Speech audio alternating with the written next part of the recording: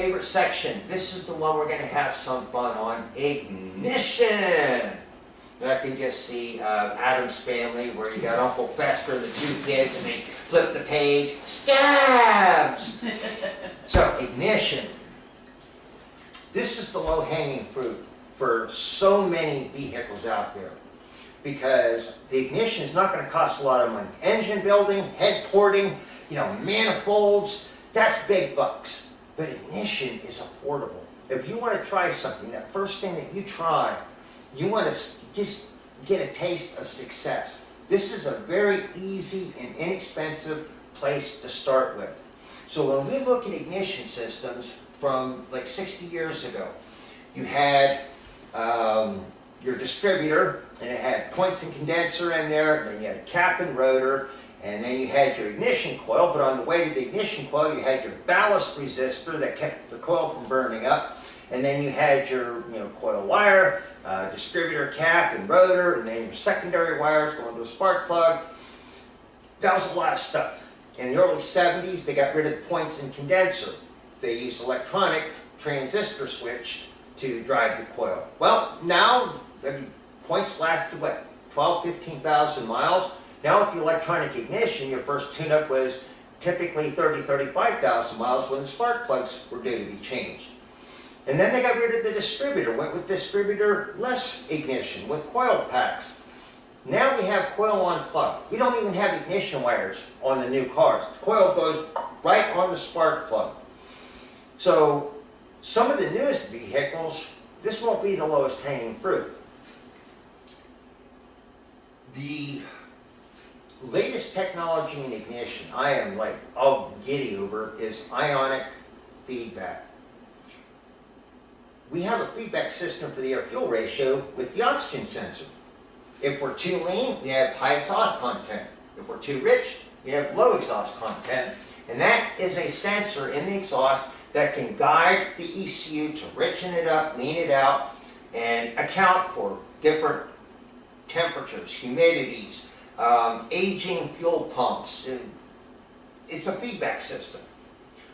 But historically, the closest thing to a feedback system we could get for the ignition was a knock sensor. If you cranked up that timing too far for what the fuel could tolerate, you start trying to kill the engine. And it makes a noise when you try to kill the engine. And the knock sensor is a little microphone that would pick up that noise, tell the computer, back it off, back it off. All we know is that you went too far for the fuel.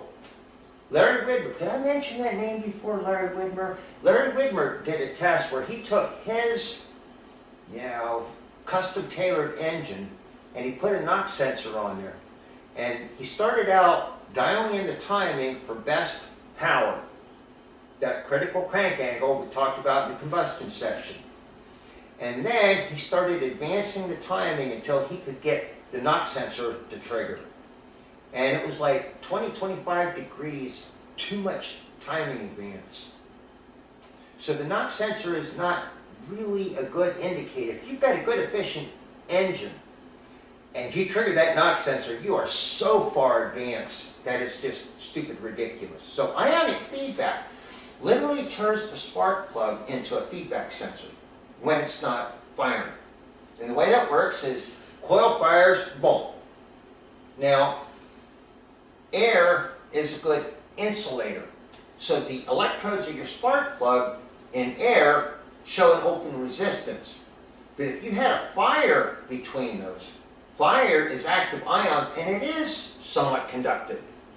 So by looking at how conductive that air path is between the electrodes, the computer can literally look at the fire intensity, the pressure gradients of what's going on inside that combustion chamber. It's a feedback sensor. The spark plug is now a feedback sensor.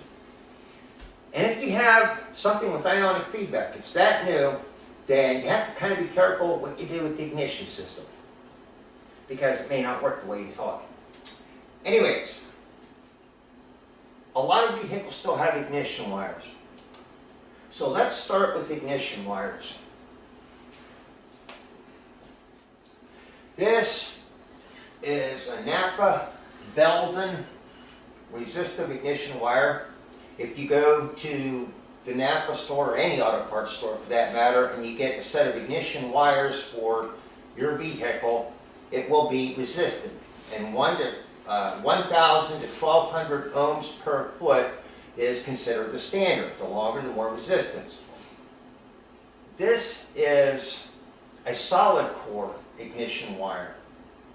It has stainless steel strands inside the jacket. And it has 0 ohms per foot. The problem with solid core wires historically is that they emit radio frequencies. Every time you get a surge of electricity that goes down through the wire, you also have a surge of electromagnetic radiation, radio noise. And literally in the 1980s, I'm aware of a story where a 56 Chevy with solid core wires pulls up next to an IROC Z Camaro. The 56 Chevy goes vroom, vroom, and the IROC Z computer shuts off and the engine dies. So trying to run a solid core wire on anything made in the last 30 years, doing it the old way, results in it doesn't work so well. But Granite Telly Motorsports developed a pretty cool technology where they used a ferrite suppressor ring on the coil side. So with this will go to the coil, this will go to the spark plug. And they sell them under the Granite Telly name, and they sell them under the MPG Plus name. Well, their patent is expired. It's really convenient to just get on summit.com and order up a set for your engine.